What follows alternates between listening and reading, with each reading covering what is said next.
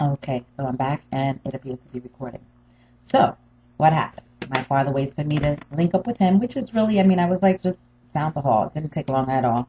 The two of us together turn, go, and head into the arbitrator's office. Um, introduce myself. I kind of have a strong personality. I'm not timid. Um, I'm just not. My father is also not a timid person. However, he's a lot more reserved, and this experience was one that I'm sure was causing him great anxiety, and he really didn't know how to respond. So he was a lot more quiet. Um, I immediately extend my hand, introduce myself, and uh, Primrose, attorney Primrose, extends his hand. He says, "Hi." He's whoever, and Mark Primrose, and I shake my hand very firmly. This is, and my name is Tanisha West, and I lean back like this because my dad was standing like right to the side, and I said, and this is Fernando Quascoot. Tim McManus, who's the arbitrator, is kind of coming from around his desk or whatever, kind of meeting us like at the ends there, and he also shakes our hands, excuse me, and says who he is. Okay, we get in there.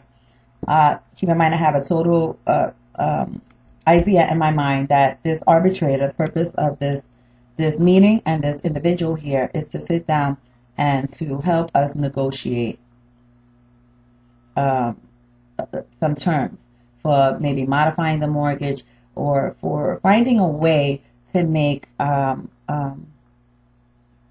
it possible for us to remain in our home and the mortgage company to be able to get their payments and to restructure the loan or do whatever. There's different methods of doing this, but ultimately to help facilitate a resolution to the existing problem. Okay, we sit down in the chairs, and Mr. Primrose begins to speak, and he says, some stuff like, basically we're here to,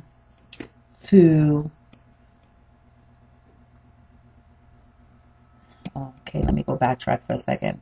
He goes on to start providing his claim, and he says, that the bank has been in contact with my father, Fernando Quascoot, and has tried to negotiate with him unsuccessfully, and that at this point, basically, they're looking for cash surrender, key surrender, some terminology or whatever, basically stating that they want the full amount of the mortgage, and nothing less, nothing else.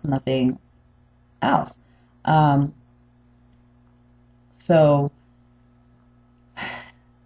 the judge arbitrator says, "Oh wait, you know what? Let me backtrack. This is the first time that you guys are here, right?" So, yeah, we've never been here before, anything like this. Not really sure how this is. So he goes, "Let me explain to you what this is." He goes, "I'm just here to kind of arbitrate, see if we can find some kind of solution to the problem. I can't force you to, accept any offers that they have. I can't force them to accept any offers that you may have. Basically, it's just, like a hearing. We see what's going on. It's not even like a hearing. It's just like kind of a conversation. We'll see what's going on. We'll see what we can come up with. And so Mr. Primrose is going to present his case. And then actually, that's when Mr. Primrose said what he said, just so that I stand corrected. Okay, now."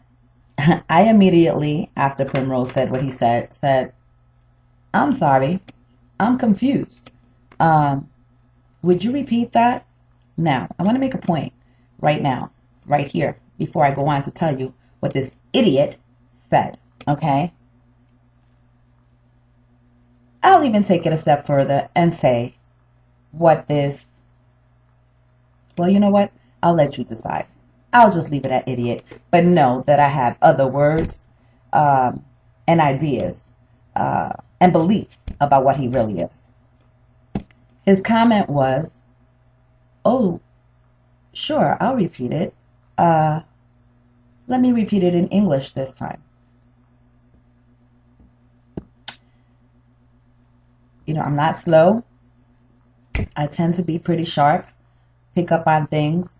And I was like, in my head, this S-O-B. Did he really just say that? Really? You can hear me clearly. Do I sound like I speak English? And with the clarity that I sound, that I speak English, would it seem to you that I don't understand it? Okay. Too often people take a look at somebody and make a judgment call, and he made the wrong one about the wrong person, because unfortunately for him, I am apparently smarter than he thought I would be. My interpretation is, oh, here goes two spics walking into our office, don't know crap, and we're just going to say whatever, do whatever, and move this right along. In the nicest possible manner that I possibly could, because there's many ways that I could have reacted to that response. I said, yes. Could you please repeat it in English so that you understand what you're saying? Because I understood what you were saying, and I just need to hear you say it again. Arbitrator says nothing, just kind of sits back, looks, and Mr. Primrose goes on to repeat again that the company he was representing had made attempts to work with my father, and that the attempts had failed, they were unsuccessful, that they had been for some time trying to work with a gentleman who had been representing us in terms of trying to negotiate, and that too had failed. At which point I stopped him, interjected, and I want everybody to know that anything I'm saying here, and in terms of document-wise, I can prove. Okay? I can prove. I stopped and I asked him, how did you try to communicate with my father? I looked at my father. I said, Dad, have they been talking to you? My dad said, no. And I did most of the talking during this meeting.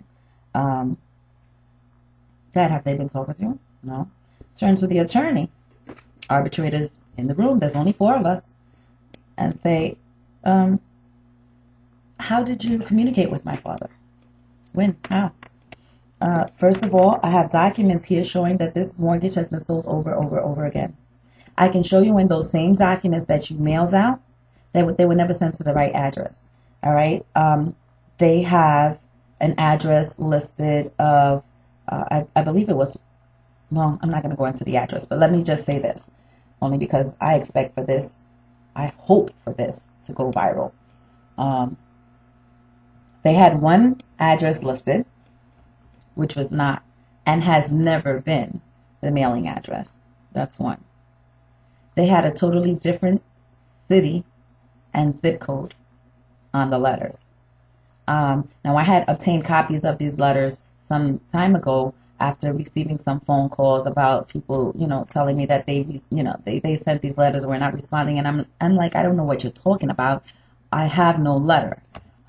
Furthermore, I keep on getting letters from different places within months' time that are saying, oh, we now own your mortgage, make payments to this. We now owe your mortgage, make payments to this one. They no longer, as of this day, own your mortgage, make payments to this one. And I have documentation for all of this. Okay, so I turned to him. I said, well, first of all, it's impossible for you to have been communicating with him consistently because you didn't even have the right address. Secondly, the person that you referenced that you were trying to communicate with, you haven't been communicating with him for more than a week, 2 tops, because we just signed the documents with him and, sought and authorized him to assist us with this matter. Okay, you haven't been negotiating.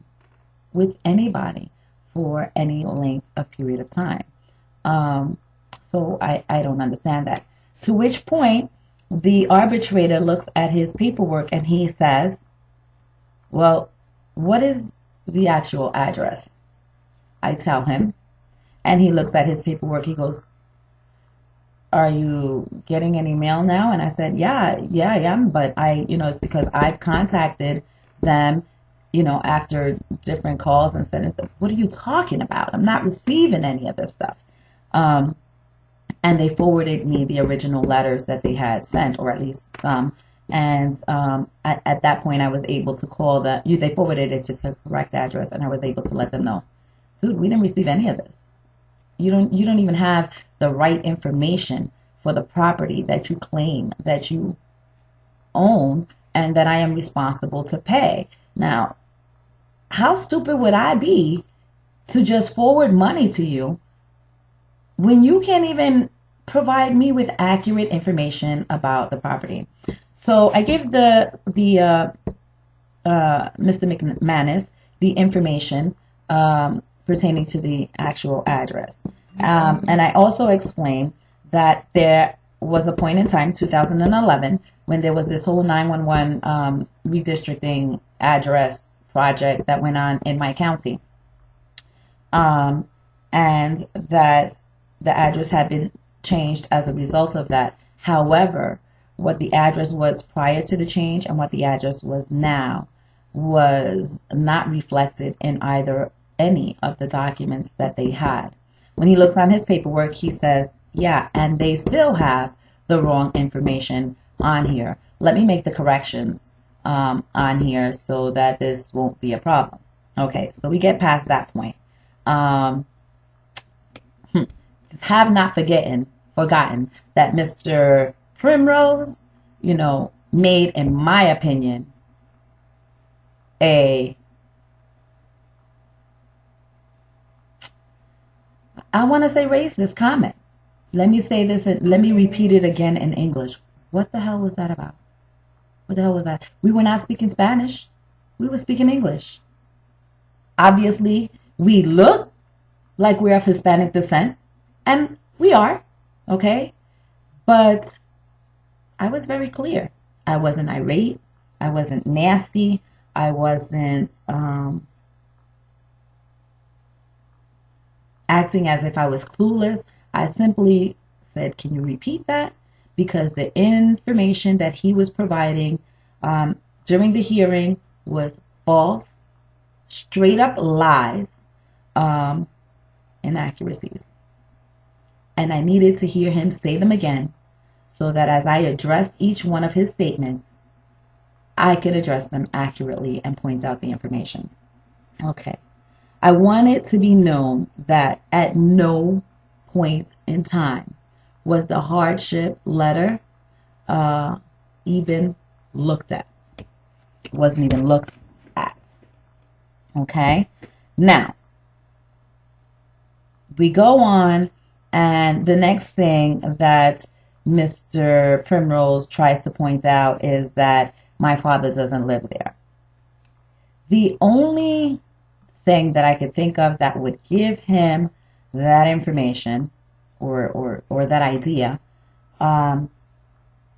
is that one of the documents that they served at the home of my mother, who is divorced from my father, a home that my father never, ever, ever, ever lived in because they were separated way before she moved there. I have a brother whose name is partially my father's name. In fact, my father's name is Fernando Quasquet, and my brother's name is blank Fernando Quasquet. Okay? So, when they showed up at the door, they asked, is this person here, Fernando Quasquet? My brother, being a Fernando Quasquet, said yes, signed the documents, and took the paper. Now, I don't know if the server has a responsibility to document. I know once upon a time, there was a time when they had to document what the person looked like, approximate height, age, whatever, whatever, whatever. And I hope to God that that does still exist, because if they did do that, they would clearly be able to determine that the house that they are presumptively assuming that my father lives at, he does not. My brother does. Okay? And my brother and my father happen to have same name. My brother has a part of my father's name in his name. Full and last, first and last. Alright, so that's neither here nor there. So, I had been prepared for these shady characters because they've been shady all along. So, he goes to go on the premise that, well, you know what? First of all, here we go. This is where it gets good. Doesn't like that I have information, and I'm coming back. So he goes, well, you know what, Tanisha? Clearly remembers my name. We can't even work with you because your father is not here. We can only deal with Fernando Costa. So the arbitrator says nothing. I look at the arbitrator. I look at the idiot, who I'm now going to refer to him as the idiot. I look at the idiot, and I turn to my father. And then I say to the arbitrator, Fernando Costa is sitting right here. We both introduced ourselves to you upon walking into the room. He's right here. Folks, keep in mind I have a power of attorney, but had they wanted to not speak to me and just speak to my father, they could have done that.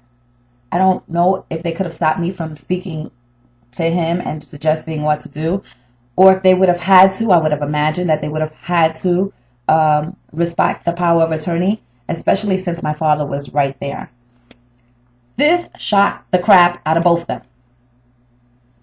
How are we in a hearing for 10 minutes already, having been introduced to everybody, and you completely ignore the fact that he is right here? I'll tell you right now, before I go further into what happened, that my belief is that a decision had already been made prior to us walking in there, into that room. Okay? It was already made before we walked into that room. I strongly believe that. All right? To the point where you didn't care who was even sitting there next to you. You were going to try every tactic in the book to make sure that this was done deal. All right, fine. Now that doesn't work. The arbitrator, Mr. McManus, starts talking about eligibility for this program. Okay?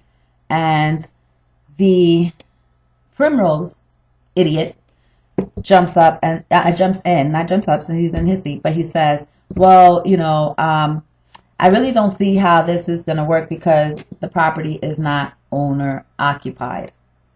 And I said, what are you talking about? He says, does Fernando live there? I said, he does live there. Not as often as he used to, but yeah, he lives there, and he also lives someplace else. Okay? So, yeah, he does live there. And just for clarity, the term, I guess the proper term to describe the living arrangements of that whole house is that it's family occupied. Okay? I'm his daughter. I've been there since day one. He's there too. I've never left. He's never left. He just isn't there as often as he used to be. Commuting back and forth to New York is very costly, and so modifications had to be made to sustain. However, this is a family-occupied residence. Okay. So far, where's the mediation? Where's anything to work at?